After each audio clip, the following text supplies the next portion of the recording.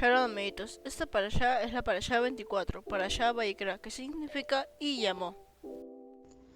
Llamó Yahweh a Moisés dentro del tabernáculo de reunión. Le dijo que dijera al pueblo, que cuando alguno de entre vosotros ofrece ofrenda a Yahweh, debe escoger de entre su manada o rebaño.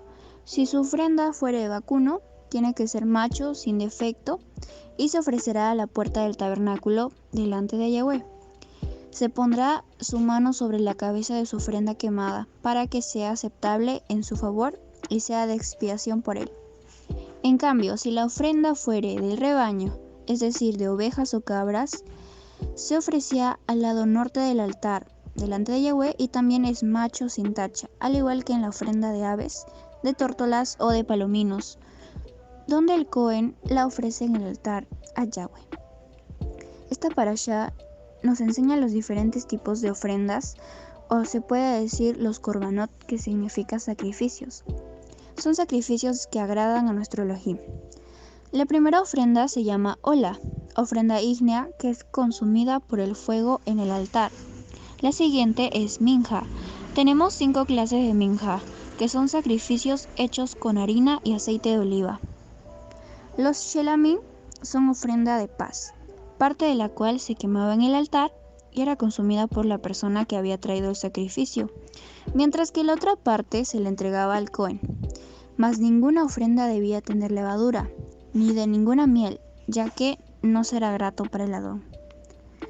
Claro que ahora en la actualidad ya no hay Mishkan ni levitas, y ya no podemos presentar animalitos kosher como ofrendas.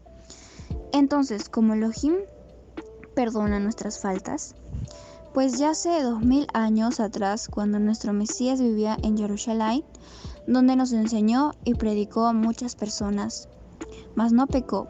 Es decir, nuestro Elohim fue perfecto en todo y llevó la Torá en su corazón, por lo cual Él dio su vida por nosotros y así nos compró con su sangre bendita. Solo así cualquiera que pecara y se arrepintiera de todo corazón será salvo. Es interesante observar que la primera instrucción es la ofrenda por el pecado involuntario.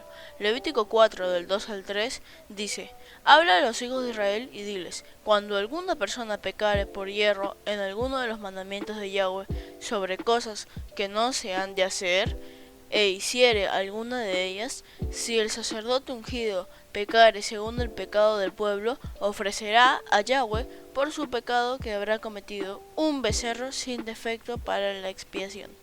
Esta ofrenda se muestra por el pecado personal o por el pecado de todo el pueblo, y la ofrenda ofrecida para el sacerdote y la comunidad sacrificio era por los pecados del sacerdote. Se sacrificaban un becerro, en lo que si el pecado perteneciese a alguien del pueblo, la ofrenda sería un cabrito. ¿Quién sacrificaba el animal? Observé que siempre lo sacrificaba quien había cometido el pecado. La razón era que al reconocer las consecuencias de su pecado, se propusiera a no volverlo a hacer, mas para no repetir la acción de degollar la ofrenda. Las acciones que exigen una expiación incluyen el falso testimonio o el silencio frente a un delito, jurar a la ligera o tocar algo inmundo. En estos casos se sacrificaba animales hembras. Si la persona no tenía suficientes recursos para traer un cordero, entonces traerían 2 tórtolos o palomas, uno para el holocausto y uno para la expiación. ¿Saben ustedes que este dato nos permite conocer a José y María? De acuerdo a Lucas 2:24, presentaron conforme al ritual 2 palomas o tórtolos el día de la presentación de Yeshua en el templo. Entonces significa que José y María eran pobres.